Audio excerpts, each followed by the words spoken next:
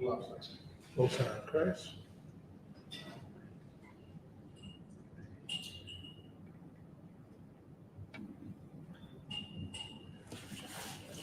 All right, Most High Christ. Bear with me 1 second, Israel.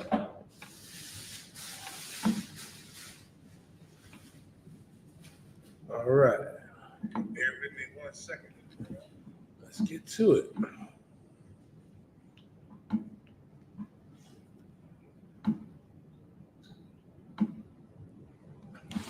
All right, Shalom Israel, Yahweh Shem Yahweh Thumb, Yahweh Shema, Thumb Bashim Yahweh. I'm Priest and Officer 5000 Yadai. This is the Monday night scripture breakdown class. Now, Black, Latino, and First Nation, man and woman, we got to understand now is the time more than ever to come out of the world and to stop, you know what I mean, the foolishness that goes on with our people. A lot of our people today are celebrating that pagan holiday known as Christmas. And today we're going to go over the true origins of Christmas and how it is not of God. It has nothing to do with Christ. And it goes to show you, man, why the oppressor is the devil that the Bible speaks of. Because, you know what I mean, they influence our people to celebrate these satanic days. But we have feast days and high holy days that we have to observe, that we have to keep. It starts with us separating ourselves from the oppressor and this wicked society. I'm going to give you a few scriptures on that. Shabar Zaki, can you give me Leviticus 20 and verse 26? And then Trooper Nabab, can you give me Micah chapter 2 and verse... give me Micah chapter 2 and verse 10. Let me get Leviticus 20 and 26 first. Shalom TikTok. If y'all got any questions, you know what I mean, type your questions in. I'll be answering your questions tonight in the room or online. But first, go ahead, Shabar. Book of Leviticus, chapter 20 and verse 26. Yeah, Leviticus 20 and verse 26. Go ahead.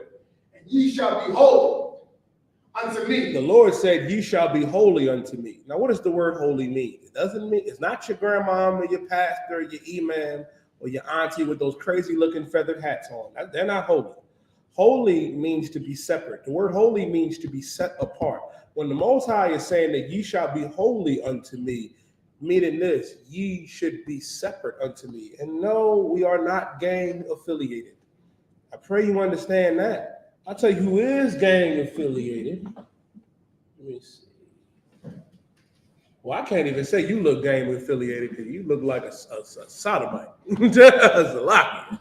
You part of the alphabet. You part of the alphabet gang. I see he part of the alphabet gang. Yeah.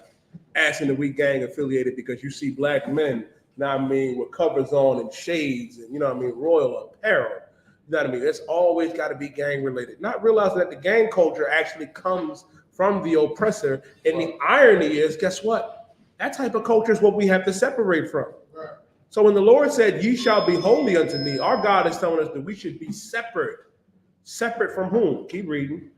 God. For I, the Lord, am holy. For I, the Lord, am holy. Pull up there.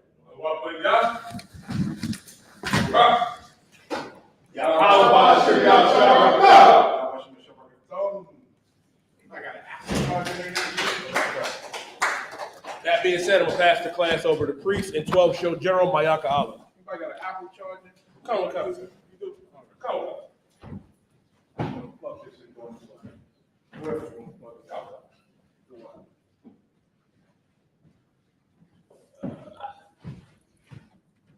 Take a class, a cup of ice water when y'all get a chance.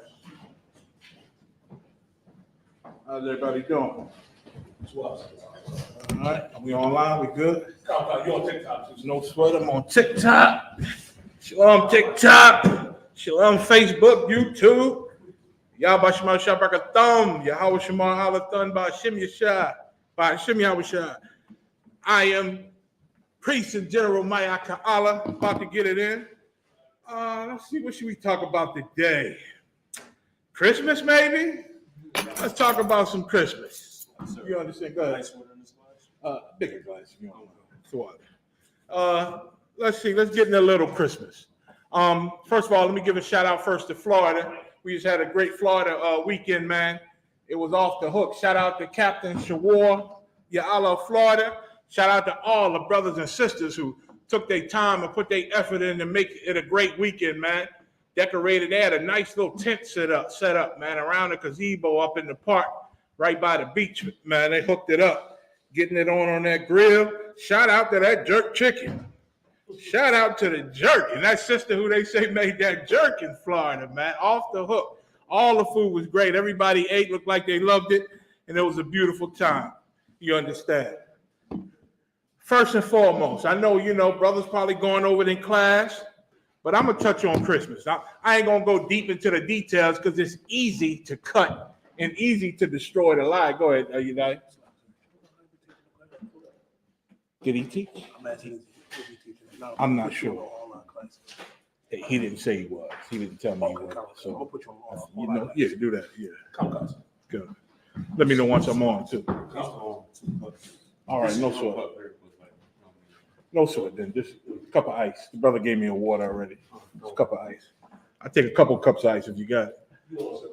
All right, no sweat. So, again, we're going to get into Christmas. We're going to get it in. Once again, Shalom TikTok. This is the Monday breakdown class. We're going to touch on Christmas. First, I'm going to start with the world-famous Jeremiah 10:1. And then I'm going to ask some questions throughout these scriptures that I'm going into. We're going to really look at this December 25th, so-called Christmas, how much the Christians love it. And guess what? The Jewish Israelis, biblically known as Amalek in the Bible, they also celebrate Christmas. You understand? Orthodox Jews say they don't even believe in Jesus Christ, but yet and still, the priests over there praying today in Israel, our motherland, saying that they're sad because the city's empty. Bethlehem is empty. Everything is empty because of the whole war and fighting that's going on over there with Israel slaughtering the Palestinians. All that's going on, and unalive and taking the lives of the Palestinians, and all that's going on. So the Christmas spirit is real low in Israel. I said, well, damn, I didn't know they gave a damn about Christmas.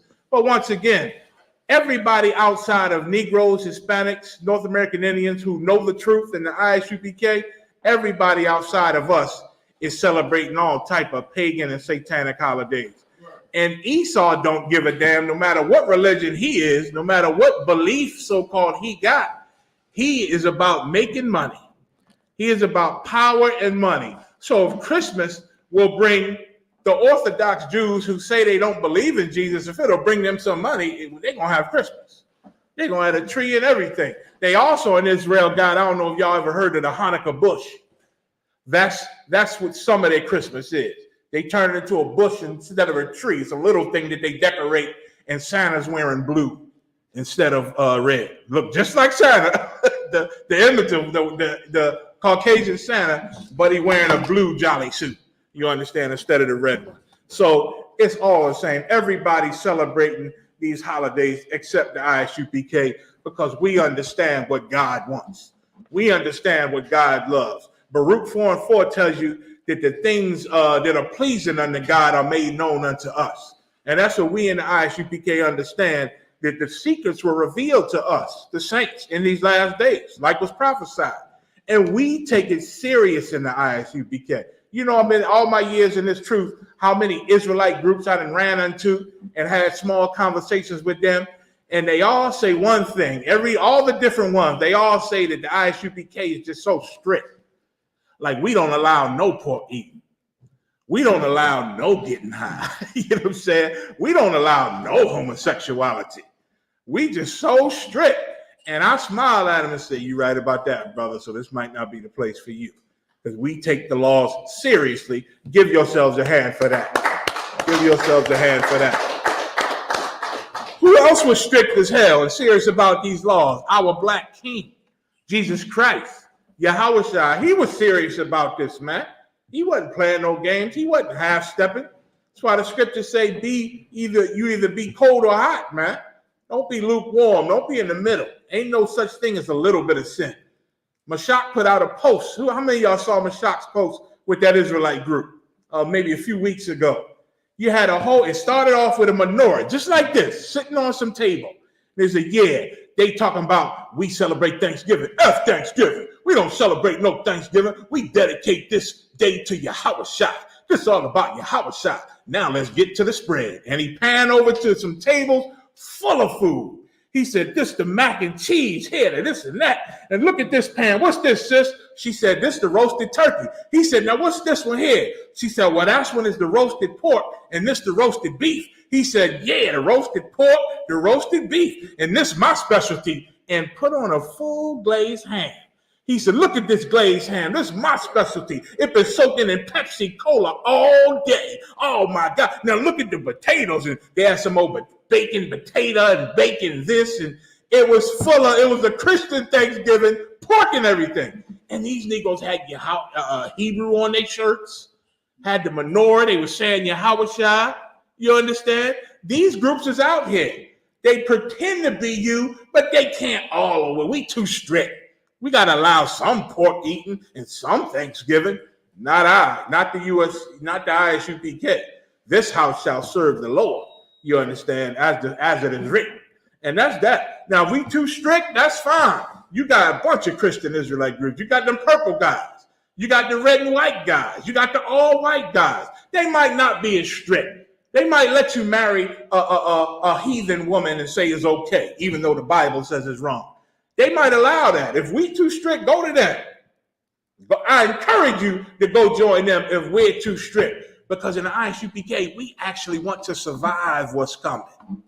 We want our women to survive, our children to survive. So we have to be strict about this Bible. We got to be strict about serving our king, and we ain't going to have it no other way. Jeremiah 10:1. This is the book of Jeremiah, chapter 10, verse 1. Go ahead. Hear ye the word which the Lord speaketh unto you, O house of Israel. This is what the prophet Jeremiah said. He said, hear this word that the Lord speaks unto you, O house of Israel. So who is this not talking to? Who was the prophet Jeremiah not talking to? And who was he concerned with for what he's about to say? Anybody? Strictly with Israel. And who did he not care about? Use the mic. The other nations. Any nation outside of Israel, he wasn't talking to them. So any other nation, you can do what you want. You understand? Now, the Lord's still going to look at you as disgusting. A lot of people that come up to me over the years, oh, brother, y'all say that the God never gave the laws to the other nations, so they really ain't doing nothing wrong. They not sinning. And I say, well, yeah, the Lord never gave them the laws, but a sin is a sin. That's why the Lord say his eyes are upon the sinful kingdom, because America is still looked at like a sinful kingdom, even though the Lord never gave them a law to say don't be alternative lifestyle. The Lord didn't give them a law to say not to eat pork, not to eat shrimp, crab, and lobster. But when they do it, the Lord still looks at them like disgusting sinners. You understand? He still looks at them like disgusting sinners. Thus, the scripture that says he will destroy the sinful kingdom off of the face of the earth, because it's still a sin to eat pork, whether God tells you not to or not. His laws say don't eat it. It wasn't created to be consumed by the human flesh. Shrimp and crab wasn't created to be consumed by the human flesh. They're put here for reasons. They like living garbage disposals. They keep things clean. Some animals keep the earth and the soil clean by eating the garbage and the filth off of it. You got bugs that eat the filth that other animals leave. That's how the Lord keeps everything clean. In the sea, you got fish and all type of sea life that eat the filth and keep the water clean. But of course, the enemies to God, they snatch all of those cleaners out of the water and sell them in the supermarket. That's why the waters are polluted. That's why the air is polluted. The soil is polluted. Everything's polluted because the heathen defies God. Read Jeremiah 10:1 one more time. Jeremiah chapter 10 and verse 1. Hear ye the word which the Lord speaketh unto you, O house of Israel. O house of Israel. This is to you, Israelites. You a Negro, a so-called African American, so-called Black, Hispanic, Latino, North American Indian, First Nation. You make up the 12 tribes of Israel, which are known as in the Bible, the house of Israel. And I got to say this to all you viewers, man, all you viewers that's, looking at us, everybody was given off today, right? Nobody went to slavery today, hardly, right? Today, everybody should be in class. All of our classes should be full. If you sitting home watching this, knowing you got a day off and you could have showed up and been in class with the brothers and sisters, you understand, count yourself short tonight. You understand. It's good you still tuned in, but you could be here sitting. Why not? Why not? You got off. No slavery today. You understand. So read on, 10 and 2. Verse 2, thus saith the Lord, learn not the way of the heathen. Learn not the way of the heathen. This is what God said, the Most High Yahweh. You understand. The Lord of hosts. He said, learn not the way of the heathen. Because once again, like we just said, the heathens eat everything that God says not to eat. They live a lifestyle that God says not to live. They worship things that God say don't worship. They destroy everything in their path, and they hate the children of God. They hate the Israelites. Read on. So we ain't supposed to learn their ways and customs. Go ahead. And we're about to read about one of their customs, and I'm not even going to say what it is. Y'all going to tell me what this custom is. Read. Be not dismayed at the signs of heaven. And God told the Israelites through the prophet Jeremiah, he said, don't be dismayed at the signs of heaven. Don't let the things you see in the sky bug you out. The comets and falling stars and shooting stars and all that stuff that the world goes crazy over. The eclipse and all the different things. Don't go over that. Your zodiac sign and oh my God, it means this. Oh my God, the stars and this and that. Don't go crazy over the signs of heaven because everybody else does. And we're supposed to be holy, which means different or separate from everybody else. You want to know what the word holy means in the Bible? Just think different. You did different. The Lord calls us a peculiar people, man, a special people, because we're holy. We're different. That's what it means. You ask the average Christian the definition of holy. They it's the first time they ever thought about it. First time they ever really thought, damn, what does it mean? I always say I'm holy and sanctified, right? What in the hell does that mean? Holy, according to the Bible, means different. It means separated, separate. Different from who? Every other race on the earth outside of the 12 tribes. You understand? So Jeremiah said, don't learn the way of the heathen. Don't be dismayed at the signs of heaven. Why? Because God is controlling it all. The God of Israel controls it all. So what are you bugging out about it for? Read.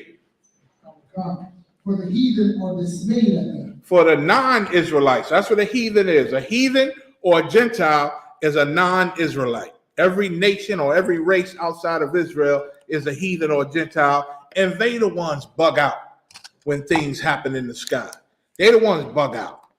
You understand? Got a lot of Israelites bugging out over that. Oh my God, what's that? What's those lights? Oh no, what's going on? An alien invasion. You understand?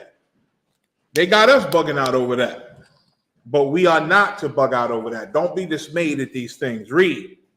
Verse 3. For the customs of the people are vain. And now we're going to talk about the custom. One of the customs of the people. What people? The heathens. The ones that are not Israelites. What are their customs? Go ahead. For one cutteth a tree out of the forest. So now you got a tree that's in the forest. One of their customs is to cut this tree down. Go ahead. Out of the forest. Go ahead. The work of the hands of the workman with the axe. So the tree don't just walk out of the forest and say, I'm great and powerful. Take me into your homes. No, a man or somebody cuts that tree down with an axe. The tree is cut down. Why? Because it cannot walk out of the forest alone. And I say that for a reason. I'll talk about it in a second. Go ahead. Verse 4. They deck it with silver and with gold. Now this tree, they put silver on it, all around it and deck it. Just gold all around it and deck it. They got songs, deck the halls. Deck means to decorate. It's short for decorate. So they decorate this tree, silver, gold, all type of things. Go ahead. They fasten it with nails and with hammers. Now, if they let go of the tree, it's going to fall because it's only a tree. It don't hold itself up. So you got to lock it down. You got to screw it down or fix it with a foundation that's going to hold the tree up. That's why I say hammers and nails. Read. That move not. That it move not, or else it will fall. It will fall over and ruin all your decorations. Go ahead. Verse 5. They are upright as the palm tree. They are upright as the palm tree. Now so far, I ask anybody, online especially, you got people online, right, Yediah? What tree is this talking about? What tree is Jeremiah talking about? This tree that's being decked with silver does it say deck or what? What does it say again about the silver and gold? Go ahead. Oh yeah, deck. Go ahead. 4. Verse 4. They deck it with silver and with gold. What tree do you get out of the forest, they cut down, you lock it down at its foundation so it don't fall over, and you decorate it with silver and gold? Anybody online? What tree is Jeremiah talking about? I'll give you a couple of seconds, then I'm going to ask the brothers in the class and the sisters in the class. Yediah? What's her name? Sister Kana, go ahead. The evergreen tree. The evergreen tree. Now, what tree do you think about? This evergreen tree that's decorated with silver and gold. What is this tree famously known for?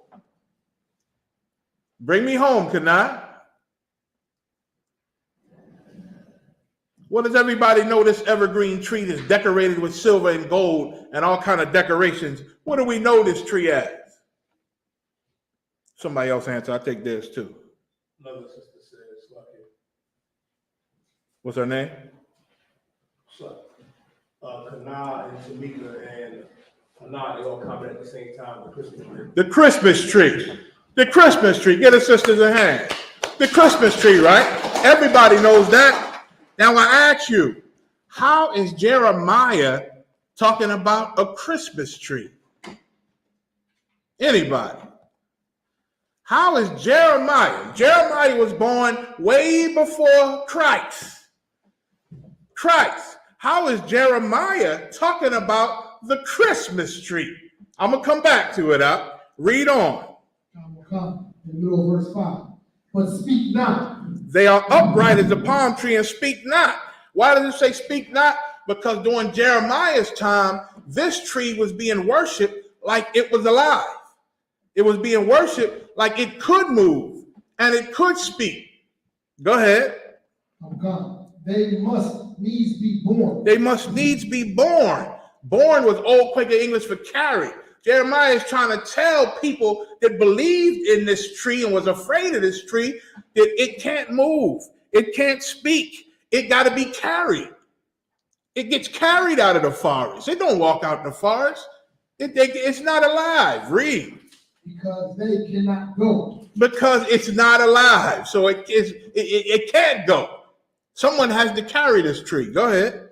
Be not afraid of them. Why? Because people were afraid of this tree. Go ahead. For they cannot do evil. They can't do evil. Go ahead, because they're not alive. It's not animated. It's a damn piece of wood and leaves. They can't do evil. Read. Neither also is it in them to do good. And they can't do you no good. So you ain't got to be afraid that the tree going to kill you, because it never will. Because it's not alive. But it ain't going to bless you either. It ain't going to bring you good tidings and wellness and blessings. Because it's a tree. It can't do anything for you. Now, why was Jeremiah talking about this way before Christ? How do we have a Christmas tree before Christ? Brother, you had your hand up. Oh, because it was a heathen custom. Get the microphone.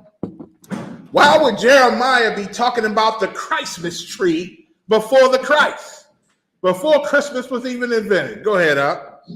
Because it was a heathen custom before Christ was born. Bring me home. What heathen custom? Where did it come from? What was it about? It was about Nimrod. About Nimrod. Anybody want to go further? Break down where this tree comes from. How did Jeremiah know about this tree? This tree comes from a Babylonian ruler named Nimrod. Like the brother said, give him a hand. It comes from Nimrod. Now, why were the people afraid of this tree? Why did they think this tree could do them good or do them bad. Why were they afraid of this tree? Get a sister a shot. Slide.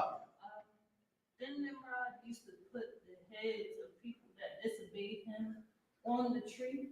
Not Nimrod. You close though. You close. You so say something, you die? No, they got it. Come on, anybody? What was going on with this tree? Why were people afraid of it? Go ahead. Remember my mother? Nimrod's mother what? Was spreading rumors about the tree.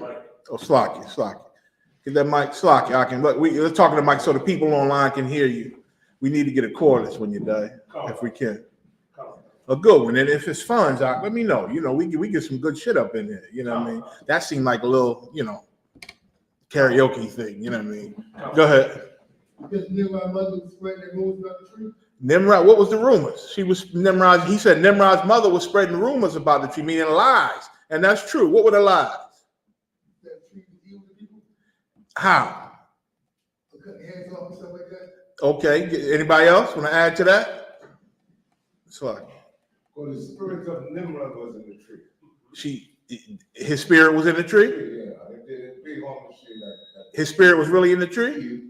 Loud. Okay, so she lied and said his spirit was in the tree. Nimrod's mother lied after Nimrod died. She wanted to maintain power because it wasn't in order for women to maintain power. When their son died, when a man died, either his son took over or his brother or some man in the family, but his mother / wife, because it was rumored that they were intimate, the mother and son in Babylon, but that was normal for heathen peoples to be intimate with their family members, close family members like that. So Nimrod's mother / wife, after he died, told the people and lied and said that my son's spirit is in this tree. And every year during his birth, we're going to come and pay homage to this tree. Did anybody else want to go more into it? I can explain it. All right. He said that his spirit was in this tree. And if you didn't come and bring gifts and reverence her, if you didn't reverence her and reverence him, which really meant reverence her because he was dead, that Nimrod's spirit would take your life. Would take your life. You understand? And so people were afraid because if they didn't pay homage to this tree, they would end up not alive anymore. Their lives would end up being taken, and then other people would say, "Oh, Nimrod got him. Oh, Nimrod got him." And over time, man, that was like, what's that black boogeyman today in the movies? I forget his name. Candyman. Nimrod was like Candyman. You can't say his name 3 times in the mirror, boy. He show up and put some work on you. That's how they feared Nimrod back in the day, and not giving homage and gifts and wealth to his mother in this tree that they decorated every year. That's why Jeremiah had to say this. Otherwise, he wouldn't have to say this, because a lot of Israelites, superstition, we fall off and get superstitious. We be believing in the boogeyman. You understand? And Candyman and all that. How I remember me growing up. One thing I used to test it all, right? I was tough.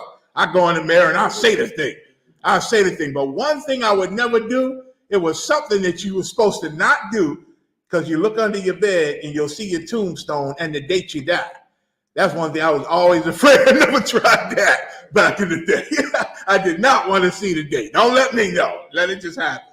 You understand? Because, of course, now we in the truth and we understand our God and how the world works and how life works. None of that scares us. It's all just for movies and how Esau get rich and to scare superstitious people. We are not superstitious. But that's why Jeremiah had to say all these things, because people was afraid of this tree.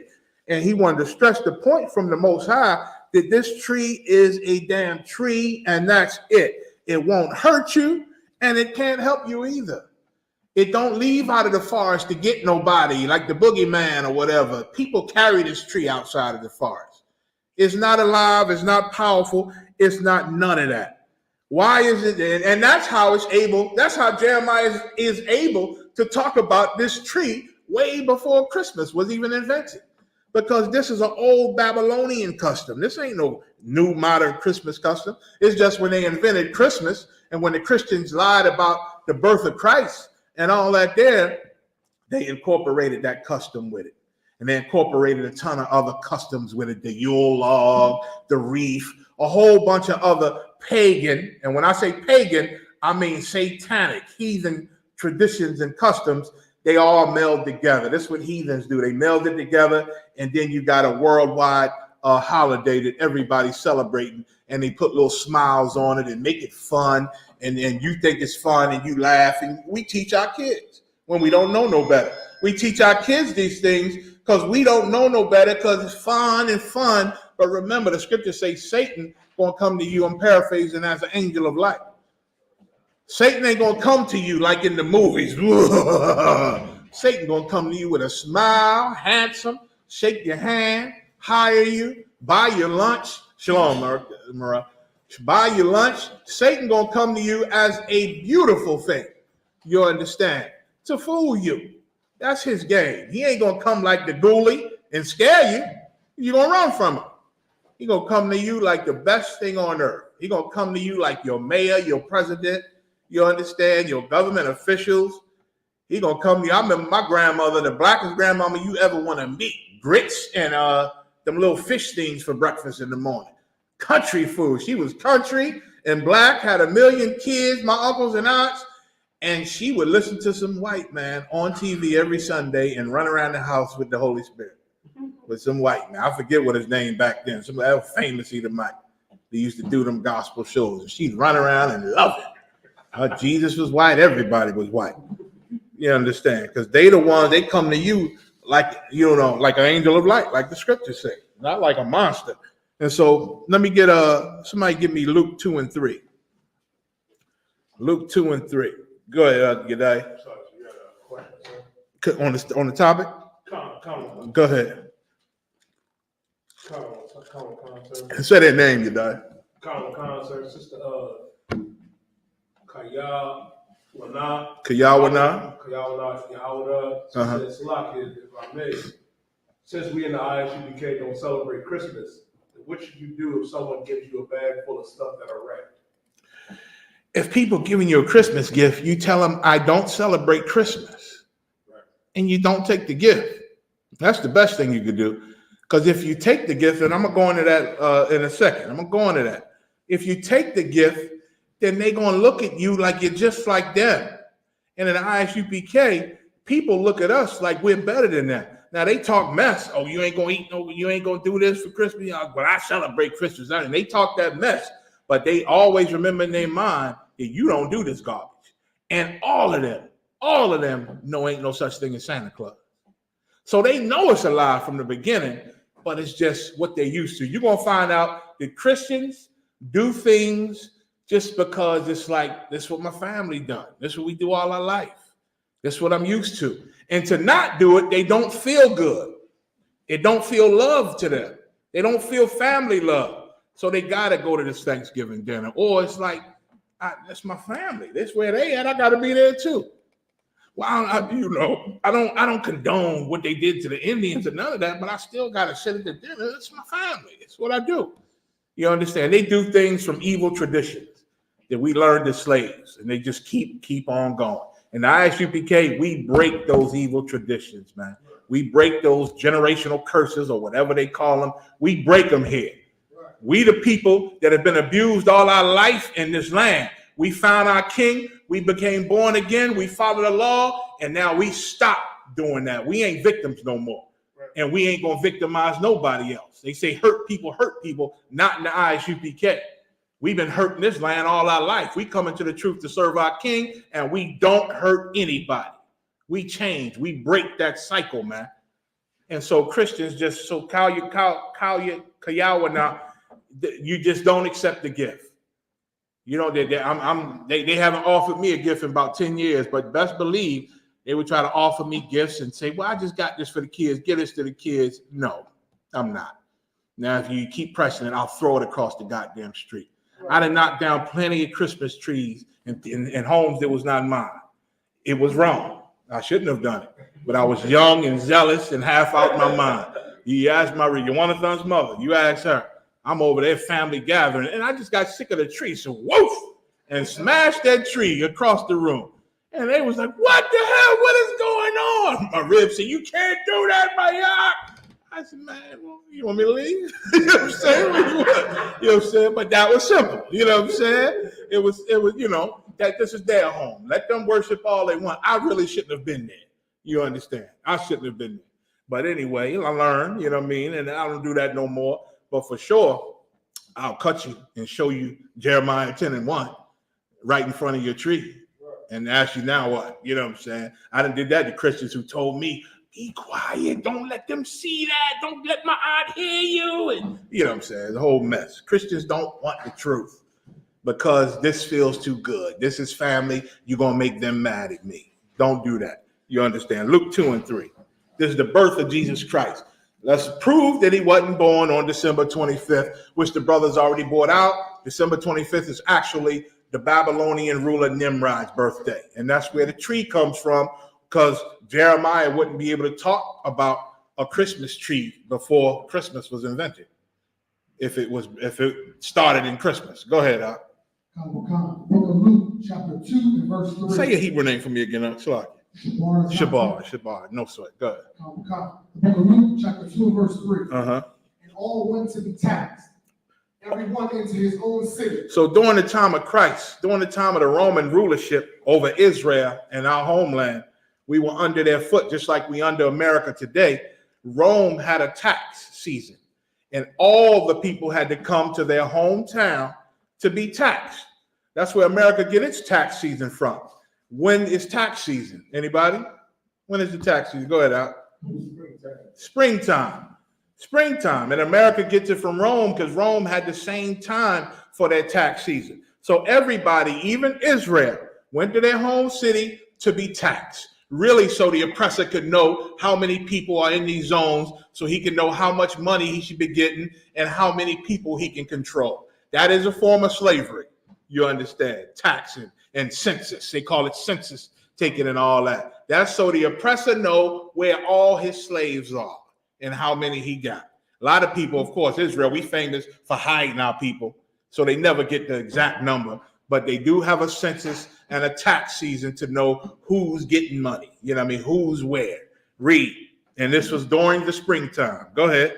Verse 4. And Joseph also went up from Galilee. Who was Joseph? Jesus Christ's father. Right. He went up to Galilee. Go ahead. Out of the city of Nazareth. He went from Galilee out of the city of Nazareth. Where did he go? Go ahead. Into Judea. He went to Judea with Mary, with Yahushua and his brothers and sisters, with their family. All Israel went to their hometown. David's hometown was the city of David. Why? It's going to tell you. Read. Unto the city of David, which is called Bethlehem. Bethlehem is the city of King David in the Bible. Joseph's hometown was Bethlehem, the city of David. Read. Because he was of the house and lineage of David. Why did Joseph go to Bethlehem? Because Joseph was of the house and lineage of King David. That's why the prophecy said from David's loins and his father's loins would come the king, because Joseph was from the lineage of King David, which is why Jesus Christ is the king of Israel. Joseph was actually the king of Israel at this time. He was a king without a throne. He was the rightful heir to the throne of David. And then when Yahushua was born, he became the next successor of the king of Israel. That's why in the book of Luke, I think 4th chapter, tells you that Jesus Christ sits on the throne of David. How could he sit on the throne of David? Because his father Joseph was of the house and lineage of David. You understand? So that cuts all. I don't know. Some of them out there saying what Mary was the descendant of Joseph or something, like some madness. I don't know where they get it from. But Joseph was the lineage of King David of the tribe of Judah, which was what made Jesus Christ the house of David, that the tribe of Judah, and the rightful bloodline to the throne of Israel. Read. Verse 5. And if anybody got a question about Christmas, I might not go into every aspect of Christmas, but if you got Christmas questions, feel free. Go ahead. Verse 5. To be taxed with Mary and his espoused wife, To be taxed with Mary, his espoused wife, read, being great with child. being great with child. Jesus Christ wasn't born yet, but she was pregnant with him during this tax season. You understand? In the springtime, in the house in Bethlehem, which is the house of David, the city of David, where Joseph had to go because he was the grandson of King David. Joseph was the grandson of King David, and in Bethlehem during the springtime, and he was with Mary. It said his espoused wife. Now, espoused wife, what does wife mean in Hebrew? We got the Hebrew teacher right here. Wife, Huh? a child. Right. Ayasha, if I'm correct, or am I could be wrong. Because a man is Ayash, from what I remember. It's been a while. Woman is Ayasha, and husband is Ayash, which means man. Ayasha is wife, which means woman. So when it says wife in the Hebrew is Ayasha, and it also means woman. That's your woman, Slakia. That's your girlfriend. That's your boo, the woman you have sex with. All of that is your woman, which is your Ayasha, which is your wife. Go ahead. And if I make sure also too, a shot is like a later term that they use. It's the same. No sweat. No, I know you know. I know Marad knows. Con. So that's a deviation of Ayasha, what Marad is saying. You understand? But it all means wife. It all means your woman, your girlfriend, your boo. If you're having sex with her, you can call her whatever you want. Teddy Sweetness, Sunshine, Booty Duty, whatever you call her, whatever nickname you got for her. If you're having sex with her, that is your Ayasha. That is your wife. And Joseph, she was great with child because, he put something on her. He put some seed in her. And she was great with child. She was pregnant, and that was his woman. Go ahead. Verse 6. And so it was that while they were there, the days were accomplished that she should be delivered. So while they're there during this tax season, she went into labor. Her days were fulfilled of being pregnant, and she went into labor. Go ahead. Verse 7. And she brought forth her firstborn son. She did what? Brought forth her firstborn son. Jesus Christ was born. The firstborn son of Mary and Joseph, the next heir to the king, to the throne of Israel, is being born right now during tax season in the springtime. Jesus Christ was not born in the winter. He was not born on December 25th. That is a lie. If you are hearing this for the first time, do your research. Find out. There's a book about it called Satan's Angels or Babylon or something. What is it called? Is it Satan's Angels? They're going to Christmas. You familiar? Satan's Angels Exposed. There's a book that go into it, man. That go into it. But Jesus Christ was not born today. You understand? This is not his birthday. He was born in the springtime. And the Israelites never had a custom of celebrating birthdays. Right. That's another Roman thing or heathenistic custom. We don't celebrate birthdays. You understand? You want to find how many birthday parties you had in your life? Huh? He said none. How old are you? 20 years old. Ain't never celebrated a birthday. Give him a hand. How many Christmas trees you helped put up in those 20 years? None. Zero. How many Christmas presents you got and gave people? None. How many times you felt depressed because you ain't see the fake Santa Claus? You never felt depressed. Well, give him a hand. Give him a hand. It will not destroy your children to obey God and say to hell with Christmas. They won't be destroyed. They'll come up better. They'll come up not being selfish, because that's all these holidays do, and birthdays, make your children selfish. Because then the minute you as a man can't afford to get them this damn $600 new video game, they hate you. They hate you. And I thought Christmas was about giving to the king. But no, it turned you selfish. Now you're expecting things. You're expecting this. You let them kids don't see that Christmas tree and them presents under the tree. They're going to cry. A lot of kids cried this morning because their families just couldn't afford it. And they cried because they're so used to it. You understand? Jesus Christ was not born on December 25th. He was born in the spring. Read on. So she brought forth her firstborn. in the springtime. Go ahead. and wrapped him in swaddling clothes. And wrapped him in swaddling clothes, good, warm, comforting clothes for a baby. Wrapped him up. Go ahead. And laid him in a manger. And laid him in a manger. They was in a barn. Why would she wrap our king up and give birth to him in a barn? Read.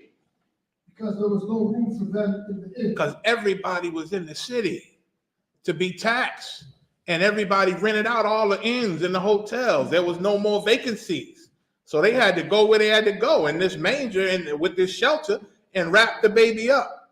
So that's where Christ was born. That's how he was born. There was no room in the hotels and in the inns. So he had to be born in a manger. But they took care of him and wrapped him up. Read. Verse 8. And there were in the same country shepherds abiding in the field. And now at the same time in the spring, there were shepherds nearby. They was in the field. Go ahead. Keeping watch over their flock by night. They had their flock at night. Now, no shepherd takes their flock out at night in the winter. It's too cold, the fuzz and the freeze and the grass ain't edible really for the animals. Nobody's grazing their animals at nighttime in the winter because it's the springtime, man. Jesus Christ was born in the springtime, not December 25th. So all of your Christian Christmas love is make-believe. It's all garbage, got nothing to do with God, nothing to do with Jesus Christ. It is all lies. It is all lies. Now, why don't Christians know that? Why don't Christians know December 25th ain't Jesus' birthday? Matthew 13 and 11. And somebody else hold Acts 15 and 29.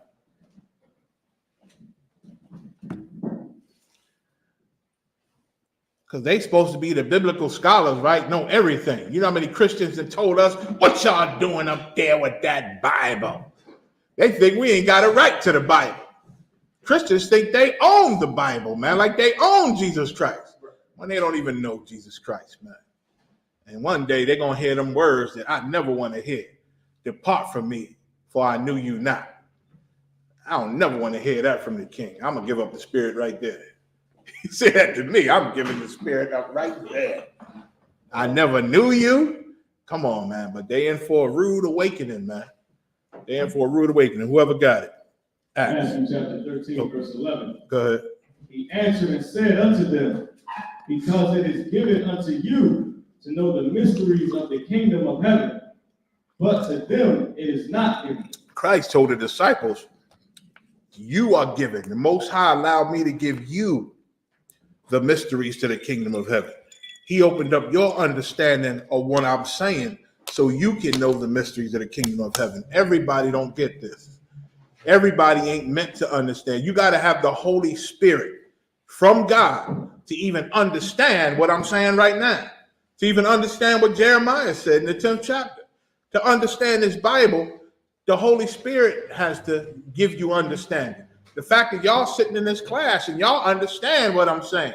You know how many people could ride past the camps and don't know what I'm saying? Don't know what we saying?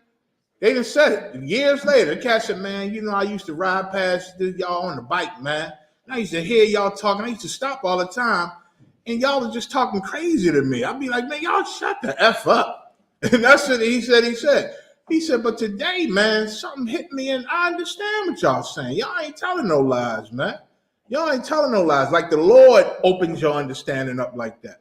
And everybody don't get it. Christ told the disciples, unto you it is given to know these mysteries, but to them outside, it ain't given. They don't have a clue, man. Because we the ones that been blessed in the I.S.U.P.K. That's why you can have groups that try to imitate us and wear Hebrew on their shirt and talk about Yahushua and still got a roasted pork glazed sitting in Pepsi all day for Thanksgiving and think you're not celebrating Thanksgiving. And speak Hebrew, talking Hebrew and all that, man. You understand? Now, on a side note, I think Esau set up all these groups out here. All these groups that come against us or to teach something different from what we teach. I think our oppressor sets all of them up and fund them and give them a little bit of money. But that's on a whole nother note. Who cares really? Shalom, Cat. Who cares really who set them up? We're going to do our thing and the Lord going to crush them in his time. And that's that. You understand? Give me the next one. Colossians 1:26. And so now, just to make it clear, we in the I.S.U.P.K, we're in the same school that the disciples were in. Everybody wasn't in the school that Christ and the disciples went. They had one school, but you had other groups back then. You had other groups. The disciples saw one group teaching and told Christ, listen, we saw another group teaching in your name, trying to use your name, and they teach it. We got to stop that. Christ said, no, leave them alone. Leave them alone. If they not against us, then they for us. Long as they ain't trying to stop us, long as they ain't trying to stop you, then let them do their thing. They'll be brought down when it's time. Whatever happens, maybe they'll get it right one day and come on in. You understand? So we are in that same school that the disciples were in. And these mysteries were shown to us from the head priest that the Lord set up so long ago, all the way down to now Commander General Yohanna. You understand? And he keeping it going and keeping that same spirit, and we in that same school. No matter what these other groups say, they not in the same school we in. They not in the same school that Yahushua and them were in. Go ahead, read. Book of Colossians, chapter 1, verse 26.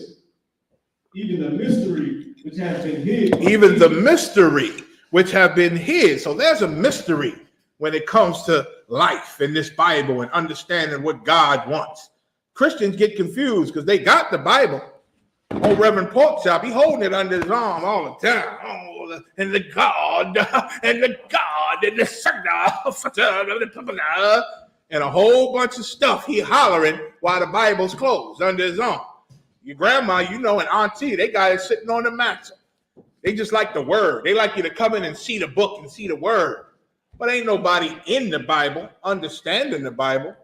They just remember what they pastor quoted to them all Sunday. They grow up like that. What pastor say? Pastor say this, pastor say that. Well, this Bible been a mystery to the pastor. That's why they get it so wrong. That's why Steve Harvey and his whole crew on there every morning, full out Christians, talk about Christian and Jesus. Steve Harvey give a sermon at the beginning and end of every one of his shows. He give a whole, oh, God been good to me. Oh, y'all got to know God, get in touch with God. He love to know you. A bunch of old God and Jesus sayings, you understand? And give the most evil, satanic, antichrist advice all throughout their show. Everybody got a divorce. They talk about hoeing. You should hoe. You should go be a hoe. You should divorce her. You should leave her. Oh, girl, forget him. If you don't feel it, if you don't feel it in your gut, move on. Get you somebody else. They promote hoeing on the show. They promote adultery. They promote drug use. Steve Harvey said he tired of everybody telling the truth. He's sick of y'all people who stand with you. Got to lie. Get yourself out of it. And he go over good lies, you could tell, for whatever situation. You understand? But it's the most satanic thing to listen to from people who claim God is way up in their heart. Because the Bible's a mystery to them. They don't even know what it means to serve God or worship God or believe in Jesus Christ. They don't even understand. So this mystery of the Bible and God and Jesus, the prophets, who to love, who not to love, what to celebrate, what not to celebrate, what to eat, what not to eat, how to treat your family, how not to treat your family. Because once again, you Christians who love Jesus, you give the worst advice. None of your advice comes from the Bible. Oh, well, let him make his own mistakes. He got to learn. He got to learn. Let him make his mistakes. No, the Bible don't teach you to let people make their mistakes. If you love your children, you tell them about other mistakes. You show them mistakes how people made in the Bible. You show them real life mistakes that people have made and ended up dead and in jail so they never have to experience it. Why do you want them to learn it? They got to experience it. No, they don't. They got to make their mistakes. No, they don't. Teach them. Teach them the right way so they never have to experience the repercussion for this mistake. Because it might be too horrible, man. But Christians got a whole thing. Let the kids decide and let them make their mistakes. Let them go out and make mistakes. And oh my God, that's why we're destroyed as a people. You understand? Because we don't even know how to teach our kids. But in I.S.U.P.K, we do. Give yourselves a hand. Y'all know how to raise children. I see you raising children. Commander Gen.YAHANNA teaches us all how to raise our children, man. And because of that, we're going to have the best children. We're going to break all them so-called curses they talk about, and we ain't going to allow ourselves to hurt because we've been hurt. And we're going to teach our kids not to hurt because we've been hurt. And we're going to explain to them why in America we get hurt like we do. We've all been hurt. We've all had horrible things happen to us. Now we learn the truth and we learn this Bible and we see why. That's why that happened, man. These people don't know no better. These people are destroyed for lack of knowledge.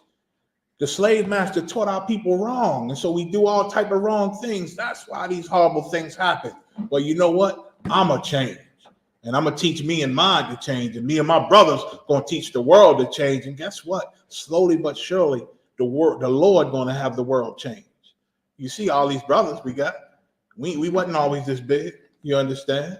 You see these Passovers, right? We wasn't always that big. We had Passovers that we had in a room smaller than this. We didn't have Passovers in a room smaller than this. You understand? A brother's dining room, sitting at his table, and had Passover, and it wasn't even crowded. Right? It wasn't even crowded in the dining room. You understand? But again, as long as you stand with the Lord, there's always several thousand men who don't bow their knee to Baal, man. And so we had to march with this torch, man. We had to carry this sword because we had to find Mariah. We had to find Yediah. We had to find Shabar, man. Ipad. We had to find you brothers, man. You understand? And Gen.YAHANNA, he wasn't giving up. He wasn't giving up, and I wasn't letting him give up. You understand? I wasn't letting him give up, and for sure, General Muhammad wasn't letting him give up. So this mystery that's been hid from ages, everybody had the Bible. They was in the book, scholars all up in the book trying to find out, but none of them could really understand it or decipher it. Go ahead.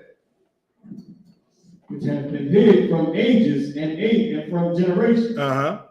But now it's made manifest to his saints. And when you read the book of Psalms, it tells you that the Israelites are his saints. It's been revealed unto us, man. It's being manifest means made known. So it's been a mystery forever, but the Lord took a brother that was trying to find him and made him have a vision of the 12 tribes and who they were. And he woke up out of that vision and went and got the Bible and start connecting the dots. And the Lord was with him. And he connected the dots on who these 12 tribes are. And that was head priest Ariah. Head priest Ariah, who learned under a brother named I.S.U.P.K. You understand? And so from there, and the brothers that rode with him, they went on teaching these things, and nobody has ever been able to show that they was wrong. That was a vision from God. Many brothers have many visions in the school and see many things. And Christ said, I will lose nothing, but will raise it up at the last days. He was talking about his disciples. That's in the book of John. So he ain't never lied. It makes sense that somebody would realize the mystery of who these 12 tribes are and get these scriptures on who they are and what they're supposed to be doing and break down all these scriptures, man. And that happened on this earth. And Commander Gen.YAHANNA took the helm, even when Satan crept up in the school and tried to destroy the I.S.U.P.K. Commander Gen.YAHANNA, when the smoke cleared, he was still standing and was not giving up, and took two little knuckleheads with him and said, come on, y'all rolling with me, man. We're going to build this thing back up. And it happened. It happened. It was built right back up. Me and Mariah was just talking yesterday. Was it yesterday? About them old tapes, man, and them old shows that we have. We're going to try to locate them. A lot of it's been stolen by the Christian Israelites who fell off. But some of them do be sending them in. Some of them feel guilty. Don't want to say who they are. They do get them to us somehow. But all them tapes, there's a lot of good old tapes, man. You know what I'm saying? We're going to try to put together and get back out. So now give me Acts 15 and 28. We're doing the show upstairs, right? Yes, sir. Okay. Acts 15 and 28. This is going to, during Christmas and during these so-called holidays, how we supposed to act. You understand? How we supposed to be. Somebody look up the word ambassador for me.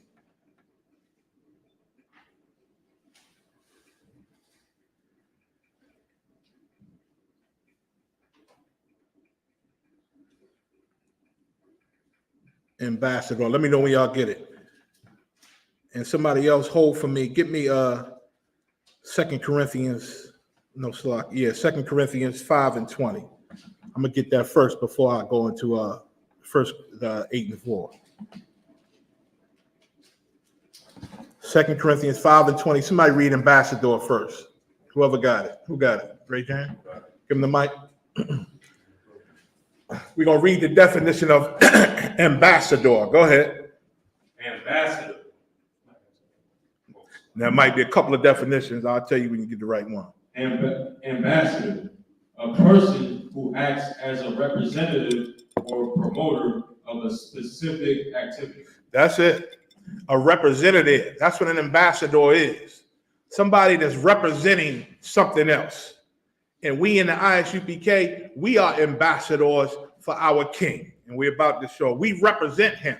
So everything we do has to show his spirit. Everything we do has to represent him because we are his ambassadors.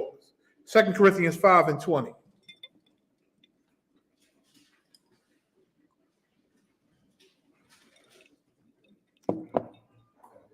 Go ahead, whoever got it. Use the mic. 2 Corinthians chapter 5, verse 20. Now then, we are ambassadors for Christ. Like I just said, the Bible says we are ambassadors for Christ, meaning we represent him. And the ISUPK, we represent Christ. That's why them knuckleheads talking about we don't feed the poor. The scriptures say don't feed the sinner when they don't even understand. GEN.YAHANNA just broke that down in Florida. Might have broke it down before. You understand? There's certain help you give certain people. You understand?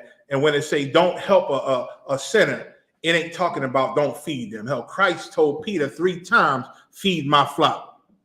Feed my flock. You understand? And Peter, he got the keys to the kingdom. He the top disciple. You understand? And he had to know that this is the most important job, man. You got to feed the children of Israel.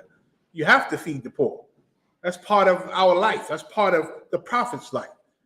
Hell, in the laws, the Lord said, don't glean your whole field. If you wealthy and got fields and crops and you gleaning it, leave some. Don't take every goddamn grape.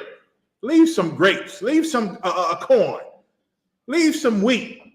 Leave it. For who? The poor. The poor. That's a law in the Bible. That was always our custom.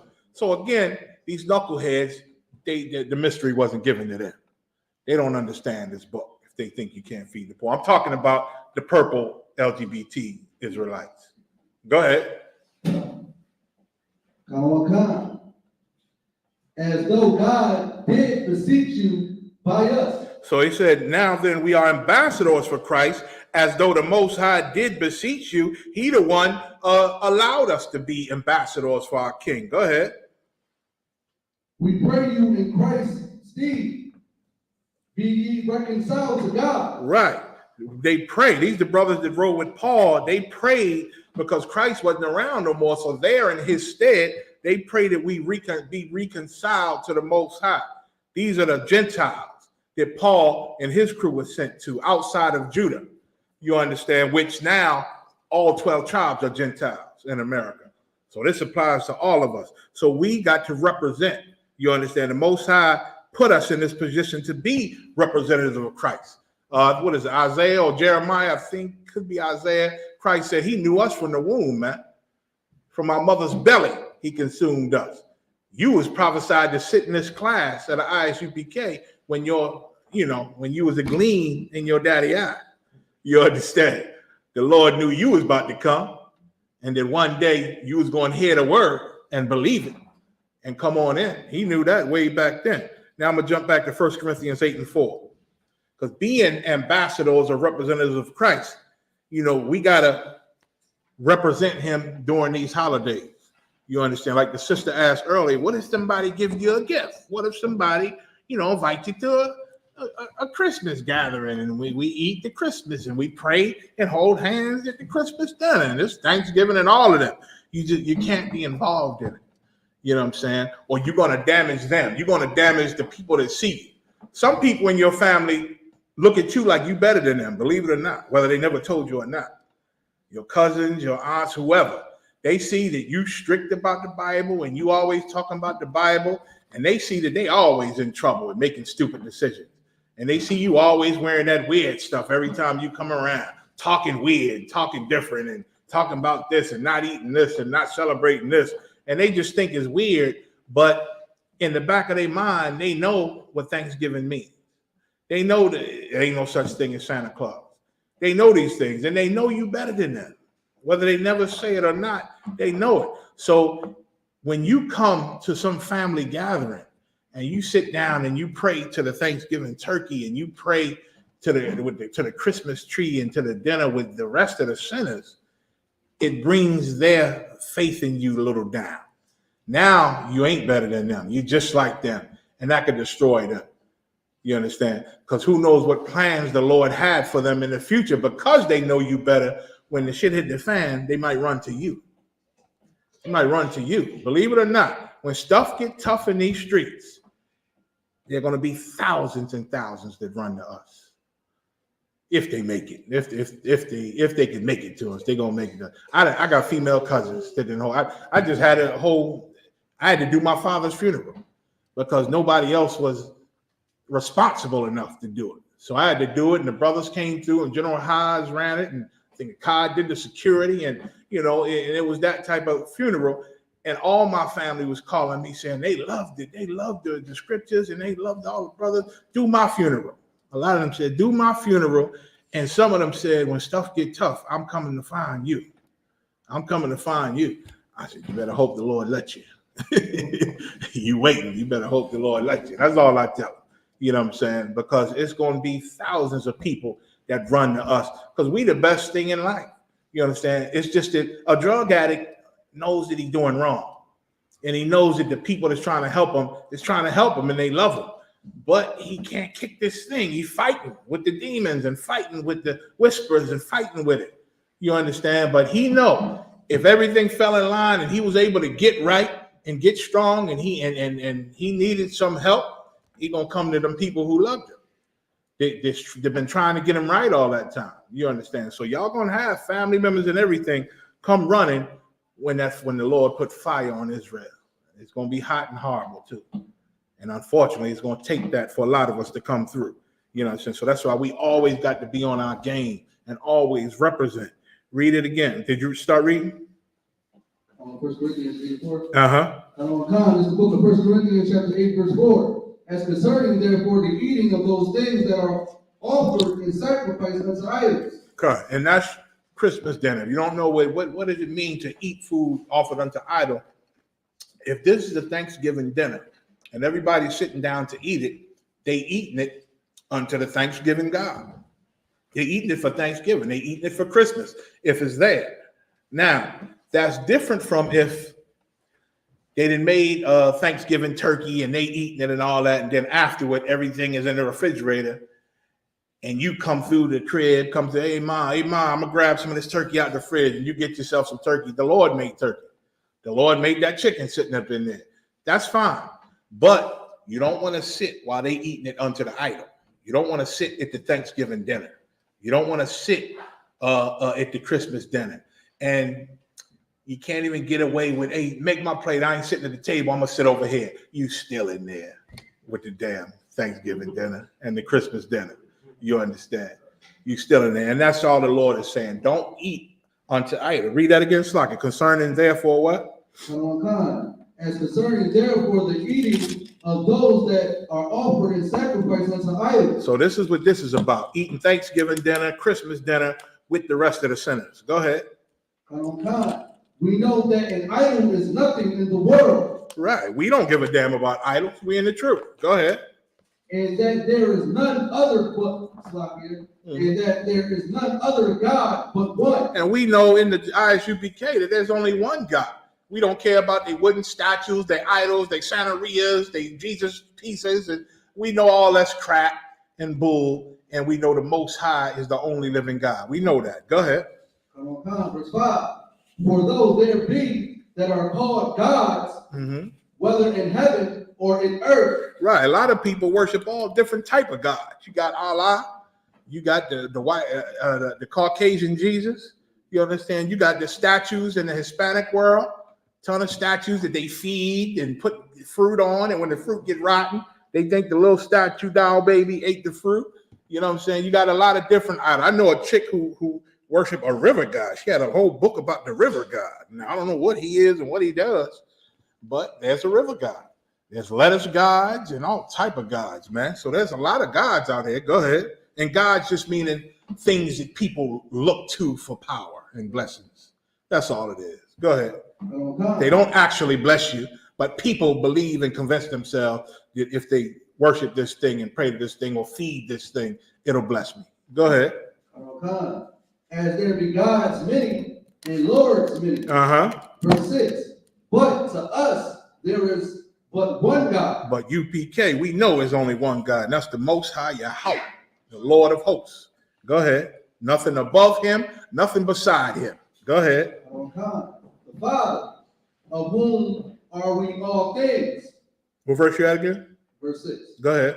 And we in him, and one Lord, Yahweh Mashiach, by whom are all things, and we by him. So now we know that there's one God, the Most High. He's the Father. You understand? And he created everything. We know that. The turkey, the chicken, the roast beef, the whatever. He created the pig. He created the shrimp.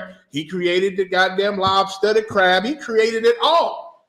And then he said, you ought to eat these things. These other things you ought not to eat. You understand? He created it all, and we know that. Go ahead. Verse 7. Howbeit there is not in every man that knowledge. But everybody don't know what you know. Everybody don't have this knowledge that Commander Gen.YAHANNA taught us through the Spirit of Christ. Go ahead. For some with conscience of the idol unto this hour eat it as a thing offered unto an idol. Right. Some with the conscience of the idol, they believe that this is God on this wooden thing, on this cross, or on this statue. They believe that this is God. And so they eat unto this God. They feed this God. They eat dinner unto the Thanksgiving. You understand? Which is, again, another form of worshiping another God. Christmas. Different hot feast days. Go ahead. In the world. Go ahead. And their conscience being weak is defiled. And their conscience being weak is defiled. Go ahead. Verse 8. But meat commendeth us not to God. But we got to remember, eating don't make us close to God. You understand? Although Israel, we got traditions of eating together as brothers and eating and having feasts together. That's what we do. Certain high holy days, certain times. But the meat does not commend us to God. Eating doesn't make you closer to the Most High. It doesn't make you righteous. Go ahead.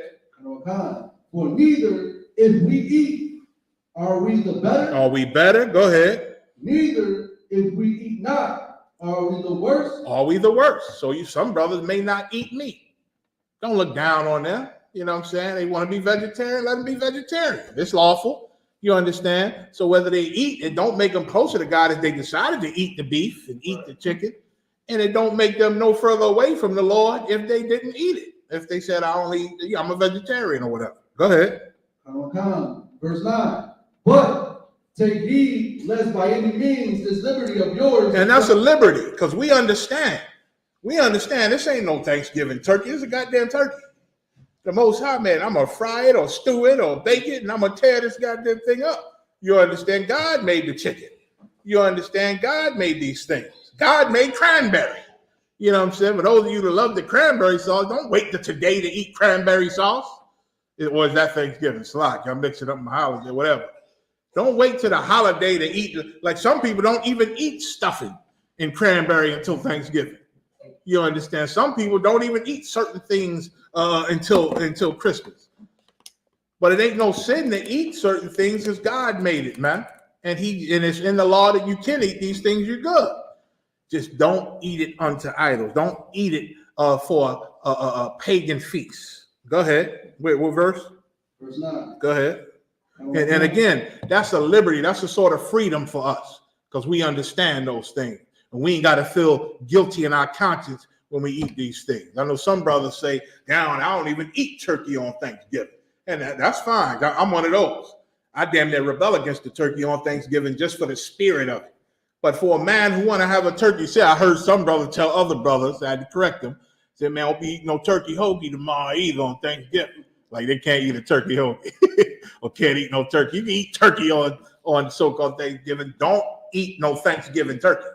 You understand? Don't eat it unto idols. Don't eat it with the sinners because they'll think you celebrating Thanksgiving, which then you're not representing Christ. And you're gonna hurt their conscience. And you're gonna hurt their view of you. You understand? And really jeopardize their chances on following you one day. You understand? Go ahead. But take heed lest by any means this liberty of yours become a stumbling block to them that are weak. Yeah, you could be a stumbling block to them if you do it the wrong way. It's one thing to know God made turkey. I eat it when I want. But it's another thing to sit at the table with grandma and auntie during Thanksgiving. So give me that leg, dip it in the gravy. Hey, God made turkey, y'all. Nom, nom, nom. But you sitting eating it with them to the damn holiday. Go ahead. Verse 10. For if any man see thee which has knowledge sit at meat in the idol's temple. You might have cousins or brothers or somebody who know you an Israelite and know the stuff you saying. They don't follow you. They don't come to the school, but they hear what you saying. And they know that you on another, so I don't know what they call it in the world, you on another level. You know what I'm saying? You want something different. They know that. And they know it ain't bad. They know you don't sell no dope. They know you ain't robbing. They know you ain't shooting people. They know you into something. You serious about God. You serious about whatever it is. And you don't do no evil, man. And you a kind brother and got kind words for them. They know that about you. They don't follow it. They like a blunt every now and then. They can't function without it. They like to do a little dirt. They like to chase a little hoe every now and then. You understand? They know you don't. And because of that, in the back of their mind, they know you better than them. You understand? And so when you do these things in front of them and you don't represent Christ and you do these things under idols, you mess them up. Read that again. You mess up their conscience. Go ahead. For if any man see thee which has knowledge sit at meat in the idol's temple, shall not the conscience. For if any man sees thee which has knowledge, you got the truth. Go ahead. Now you sitting at meat in the idol's temple, wherever it is, grandma's living room, kitchen, wherever. Go ahead. Shall not the conscience of him which is weak be emboldened to eat those things which are offered to idols? Right. Like, so, you know, it used to be when you first found the truth, you said, that's y'all can't do that. You wouldn't eat with them. And you wouldn't do that. But the cousins would be like, man, you don't want none? Grandma made that mac and cheese. You don't want none? I'm good. I'm about to get out of here, man. I'm about to go up to the school. All right, man, I'll see you later. He going to eat. But he know that you doing something that's, you know, strange. You don't fully understand it, but you stand on it, and that's honorable. Even to them, it's honorable. They might not follow you. They might not get down with it, but something about what you do and what you don't do and what you stand on is honorable. Now, if you sit there and eat the damn Thanksgiving dinner with them, in their mind, Thanksgiving always going to be right because this cat always talking about God. He is right. He this and that. And he celebrate Thanksgiving with us. You know what I'm saying? You're going to mess up the mind of the brother that doesn't believe. Read that again. Shall not the conscience? Shall not the conscience of him which is weak be emboldened to eat those things which are offered to idols? Go ahead. Verse 11. And through thy knowledge. And through thy knowledge, through your knowledge of knowing the truth, knowing what to eat, what not to eat, what to celebrate, what not to celebrate. Go ahead. Shall the weak brother perish? And through your knowledge, because you in the truth, he gonna be destroyed. He gonna be destroyed because he know you in the truth. He know you one of them Israelites. Y'all serious about the Lord, serious about being right. But here you go, you eating Thanksgiving dinner with me? Oh man, shit. Ain't nothing wrong with this. He gonna perish. Go ahead. For whom Christ died. You're right, and Christ died for him too. He didn't just die for us. He died for them out there. Go ahead. Verse 12. But when ye sin so against the brethren and wound their weak conscience. When you do that to a brother and wound their weak conscience, go ahead. Oh, man. Oh, fuck. It's a live age restricted. I think I'm still going, though. Go ahead. But whenever you need it. Go ahead. Read that again. Sin against Christ. Right. You sin against Christ when you do that to a brother in the world. You do that to a brother in the world, see you doing things you ain't supposed to do. I remember there was some police officers that worked with General Hyde, had started coming to the school for a little bit, right? And he was telling me, he said, man, I know a guy named Karab who used to be with y'all. And I said, yeah, I used to do TV, the Hidden Truth show with Karab way back in the day. I knew who he was talking about. Oz knows him too. He said, yeah, and I saw him carrying a Christmas tree, right? He said, and I said, yo, yeah, because they called him by his world name, Jerome, I think it was. Yo, Jerome. He looked, he said, what's up with the Christmas tree? He got him. And this guy said, he said, oh, no, this the wife, man. You know I ain't into that. This the wife. No, nigga, you can't get away with that. You ain't supposed to carry no Christmas tree for your wife. If you're in the truth, you understand? If you're in the truth. And that officer saw that, you know what I'm saying? And so now that taints him a little. He see this Israelite, supposed to be an Israelite, carrying a tree for Christmas. He trying to come through with us. Of course, he ain't stick around long in hell. That's probably part of the reason why.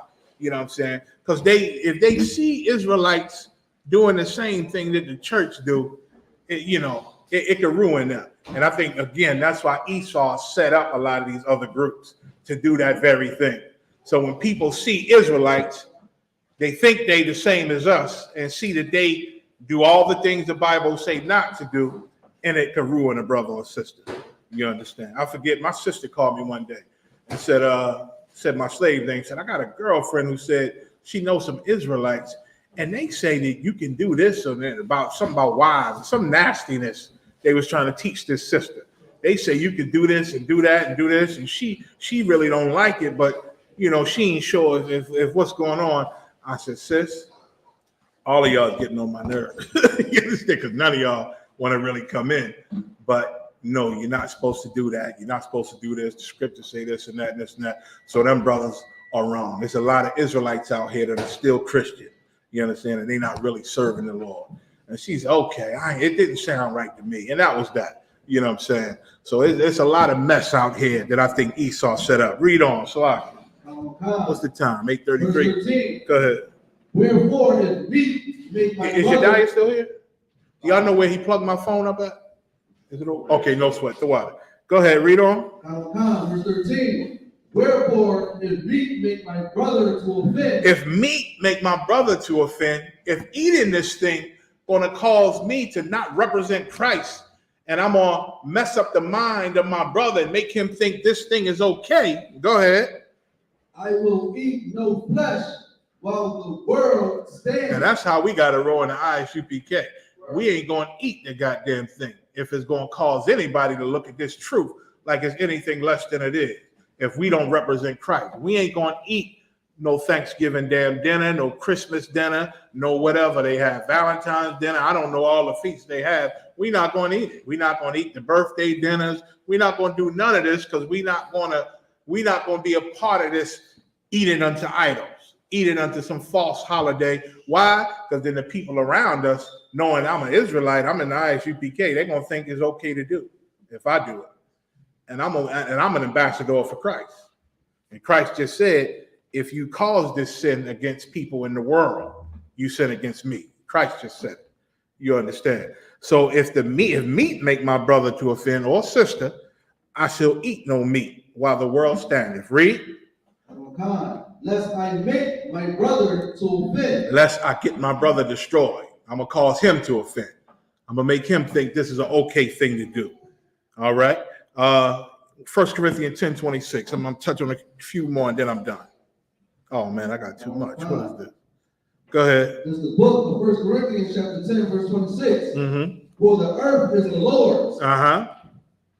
And the fullness thereof. The Lord made everything. That's all it's saying. And we all know that. He made the turkey. He made the chicken. Go ahead. He made the pork, the pig too.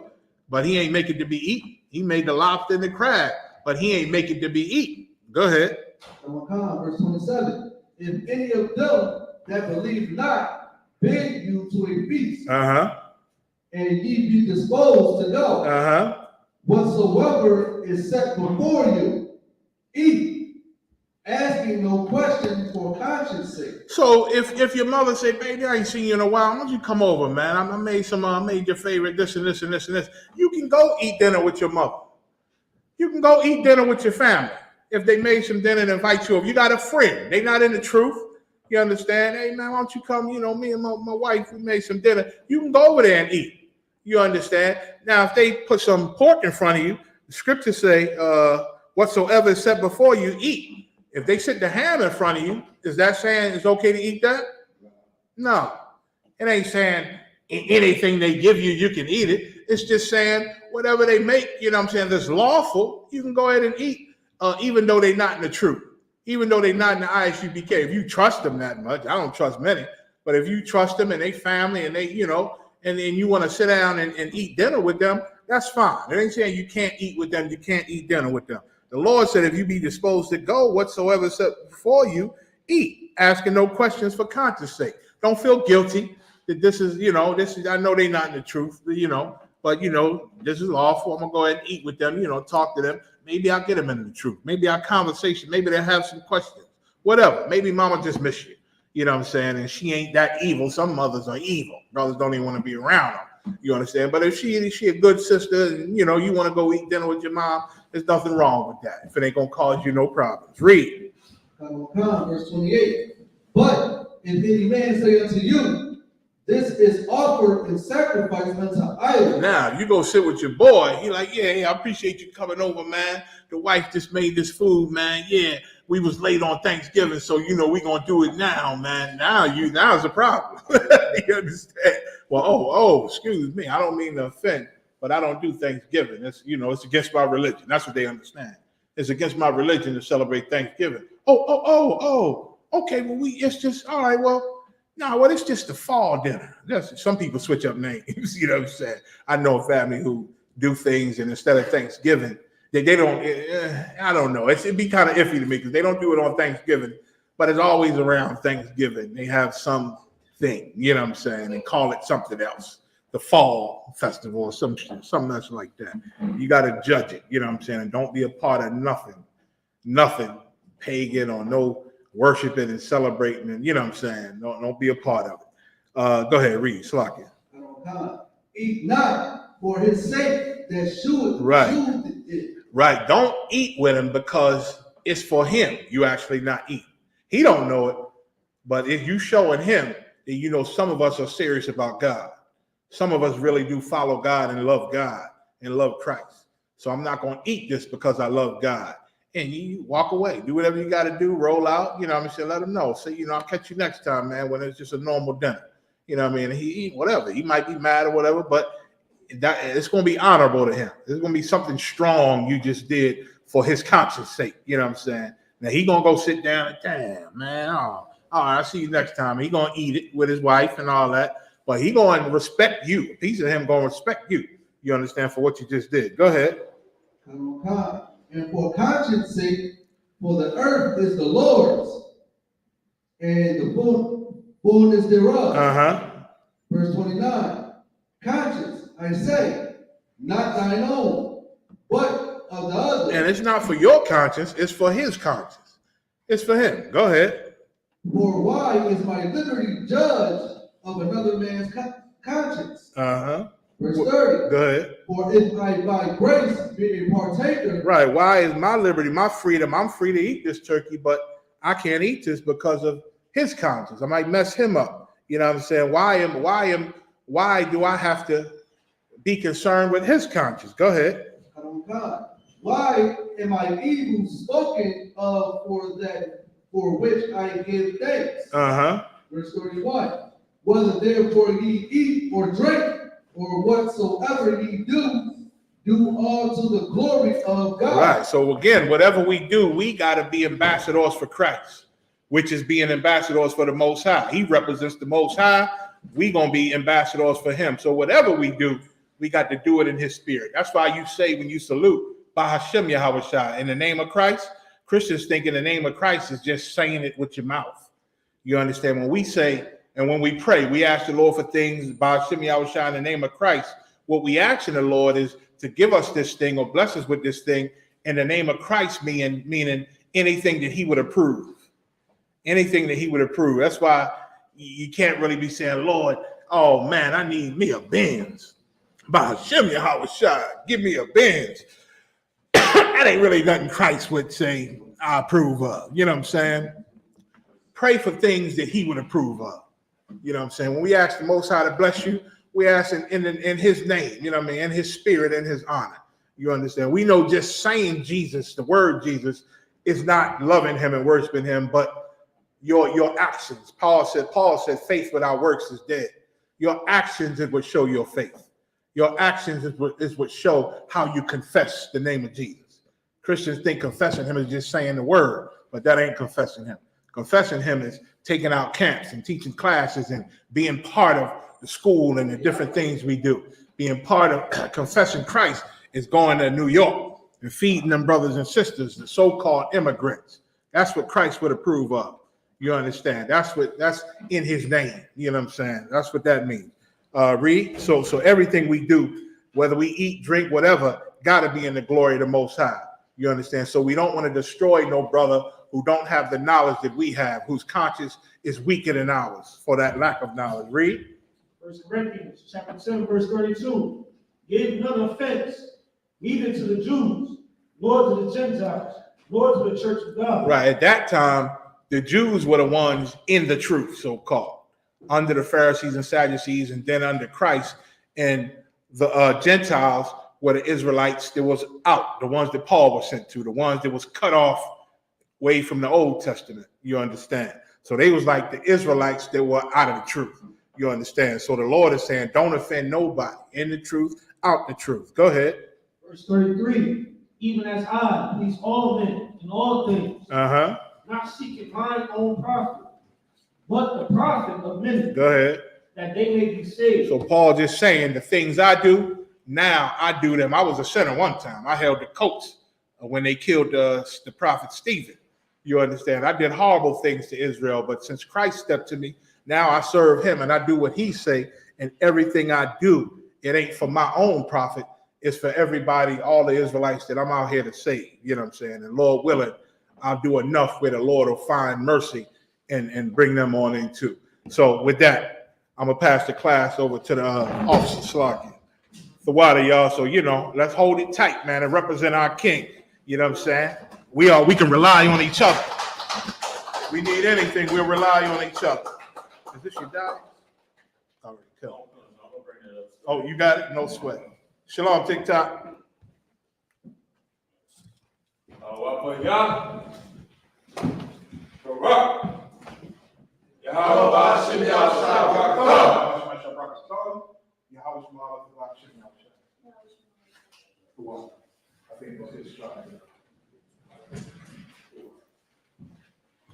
See y'all upstairs.